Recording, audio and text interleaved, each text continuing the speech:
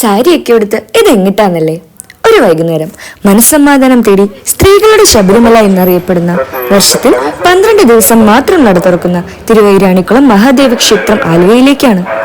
ഐതിഹ്യമനുസരിച്ച് പാർവതി ദേവി മഹാദേവന് നിവേദ്യം തയ്യാറാക്കിയിരുന്നതിൽ സംശയം തോന്നിയ ഊരാളന്മാർ നട തുറന്നു നോക്കുകയും അതിൽ ദുഃഖം കൊണ്ട ദേവി അവിടെ നിന്ന് പുറപ്പെടാനൊരുങ്ങുകയും യാചനകൾക്കിപ്പുറം വർഷത്തിലെ 12 നാൾ തിരികെ വരാമെന്ന് വാക്കു കൊടുക്കുകയും ചെയ്തു. വിശ്വാസം അനുസരിച്ച് നടുക്കിൽ പട്ട് വെച്ച് പ്രാർത്ഥിച്ചാൽ അടുത്ത നടത്തുറപ്പിന് മുൻപ് വിവാഹം നടക്കുമെന്നാണ്. പക്ഷെ ഞാൻ അതിനല്ലോ വന്നത്. പിന്നെ എങ്ങാൻ ബിരിയാണി കൊടുത്താലോ? സോ വരം പ്ലാനുള്ളവര് തിരക്കൊഴിവാക്കണമെങ്കിൽ വെർച്വൽ ക്യൂ ബുക്കിംഗ് ഉണ്ടട്ടോ. ദർശന ശേഷം പ്രസാദമായി നമ്മൾ ഉണ്ണിയപ്പോ അവല് വാങ്ങിച്ചു കഴിച്ചു. പിന്നീട് ഉത്സവപ്പറമ്പിലെ പെട്ടിക്കടകളിലേക്ക് ഒരു എത്തിനോട്ടവും വിലപേശൽ ഒത്തുനോക്കല്.